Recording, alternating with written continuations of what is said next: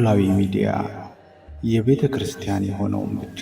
በስመ አብ ወወልድ ወመንፈስ ቅዱስ አሐዱ አምላክ አማስሩ ወተስዑ ለሚያዝያ በዛቲ ዕለት ኮነ ሰማዕተ ቅዱስ ስምዖን ዘእምሀገረ አርማንያ ኤጲስቆጶስ ዘሀገረ ፋርስ ወምስሌሁ ሰማዕታት። አንድ አምላክ በሚሆን በአብ ወወልድ ወመንፈስ ቅዱስ ሚያዝያ 19 በዚች ቀን የአርማንያ ሰው የፋርስ ኤጲስቆጶስ የከበረ ስምዖን በሰማዕትነት አረፈ።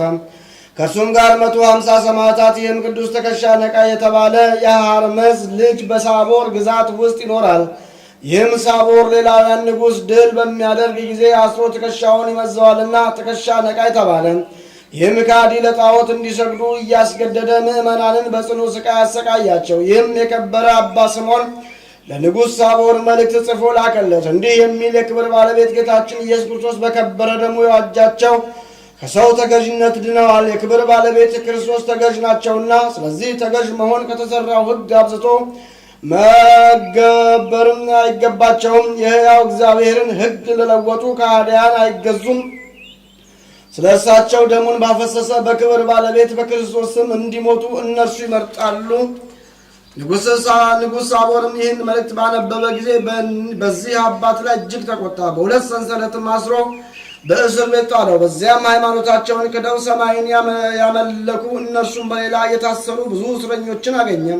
ይህ ቅዱስም ገሠጻቸው፣ አስተማራቸው። እነርሱም ተጸጽተው በክብር ባለቤት በጌታችን ኢየሱስ ክርስቶስ አምነው መሰከሩ።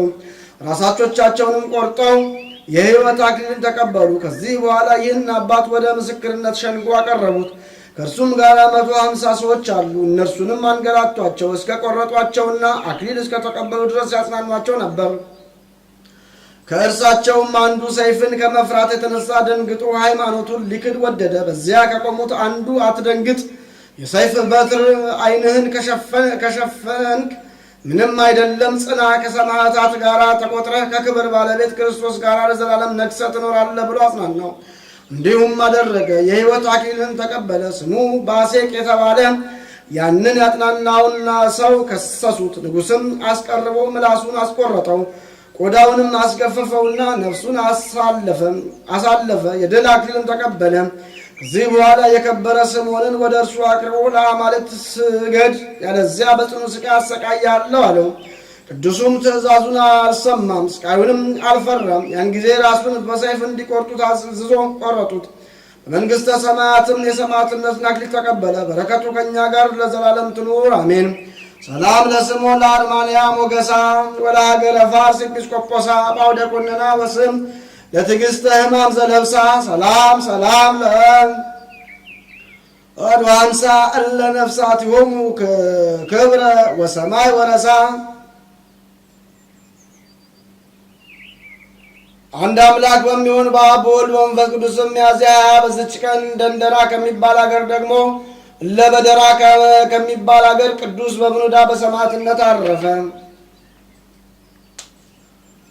በረከቱ ከእኛ ጋር ትኑር ለዘላለሙ አሚን። ዘአቅረብኩ ማሕሌተ አዘክር አእላፈ እምለጸመድኩ ዘልፈ ለላነበብ ተወከፍ ዘንዴቴ መጻፈን እንተረሰይ ከእግዚኦ ጸሪቀ መበለት ውቁፈ መላው ውላን ዘተርፈ ነቢያት ቅዱሳን ሐዋርያት ሰባክያን ሰማዕታት ወጻድቃን ወመላእክት ትጉሃን ደናግል አድዮ መነኮሳት ኤራን ባርኮ ጉባኤ ዛቲ መካን እስከ አረጋዊ ልሂቅ ወንዑስ ሕፃን ዘጸሐፎ በክርስቶስ ወለዛ ጻፎ እንዘደርስ ለዛ አንበቦ ወለዛ ተርጎሙ በልሳን አዲስ ወለዛ ሰማ ቃሉ በዝነ መንፈስ በጸሎተ እሙ ማርያም አራቂተ ኩሉ እምባይ ስቡረ ይመሐረነ ኢየሱስ ክርስቶስ።